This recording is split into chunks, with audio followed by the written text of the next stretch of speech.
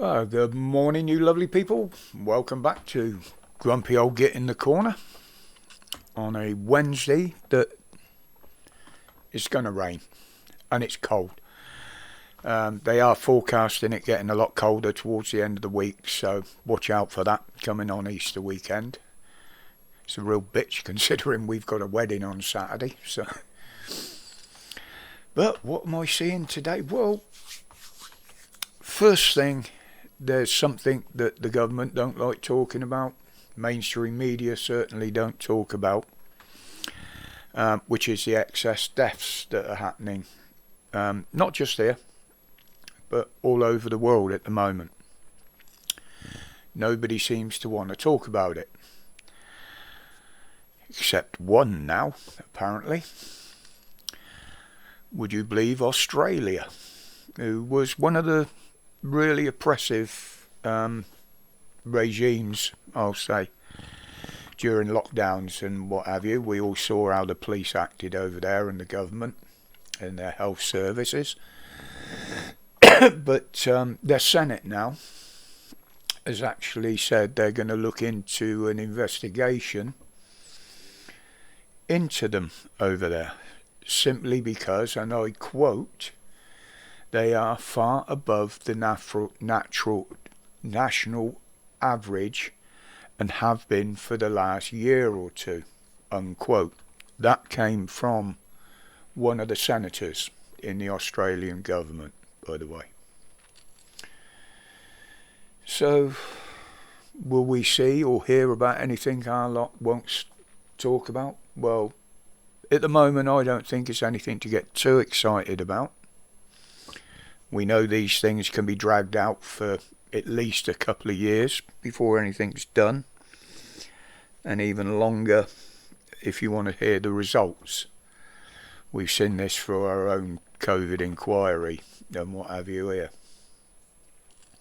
But at least somebody's taking the forefront of this.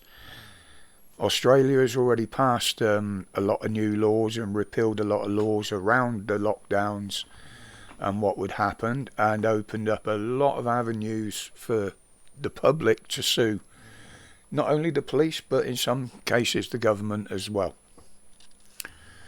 But if I hear any more or see any more on that, I will certainly bring it up. Now, the big one that all mainstream media seem to be jumping on today is the survey says not having it. Main one obviously is the NHS support that in a big survey has been shown to say, I think there's only a quarter of those surveyed were happy with the NHS services. We know surveys can't always be accurate. You know, they're going to survey somebody that's private health. They don't really give a shit. So, you know, they're happy with what they're getting because they can afford to pay for it.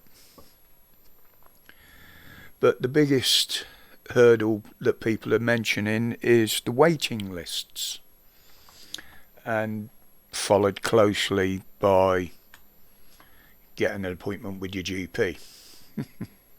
We know how difficult that can be nowadays, can't we?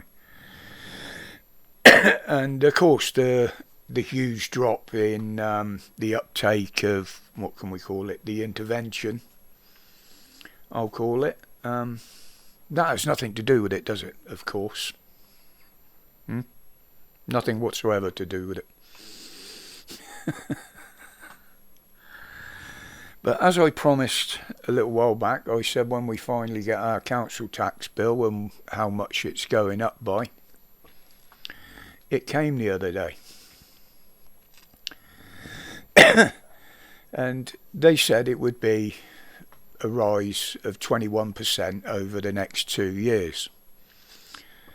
So a 9.1% rise this year means there's going to be an even bigger increase next year, doesn't it? So it hasn't been split equally over the 2 years to start with. But other than that rise, just look how much on that the rises for the police and crime commissioner. This year, 6.4% up. Why? I would question that, absolutely. Why? You know, when the West Midlands police are in special forces, in special measures, special forces, yeah, they fucking think they are, don't they? But they're in special measures. Now, I seem to remember a week or two back reading a local report about the mayor of the West Midlands, Andy Street, who has actually done away with the position of police and crime commissioner and has taken it over himself as part of the role of his mayoral duties, mayoral roles. So if the position's done away with, he's getting paid as the mayor to do the job. Are we being charged for a position that doesn't exist? Is he getting paid twice? You know, we've seen what's been going on with various mayors and councils, and don't forget Andy Street is balls deep with the mayor of Manchester, Andy Burnham, I think it is, isn't it? And we've all seen how the Manchester police do, don't we? But we should be grateful that they haven't descended to the Mets level under Carnage Khan's leadership, of course. But hey, give it time, you know. There's still time. I mean, adult care. I mean, that to me is just another name for national insurance. So there's something else that we're paying for twice. And I've paid national insurance over my lifetime, which I'd always believed was to pay for my adult care if I needed it. Same as my NHS treatment. Apparently not so anymore. You know, I'm really surprised they haven't added a new tax like immigrant life improvement tax. You know, that I wouldn't have thought that's far off actually with the way things are going. But yeah, we're being charged more, we're being robbed of more, and we're not getting the services we're paying for because they're all being cut. Now, in my mind, I know many of you will probably agree with this, whether how it stands legally, I don't know. But I always understood that demanding money for services that haven't been rendered is fraud, which in my head says it's illegal. Am I right? Am I wrong? Who knows nowadays? The laws change that fucking quick, don't they? You can't keep up with the bastards.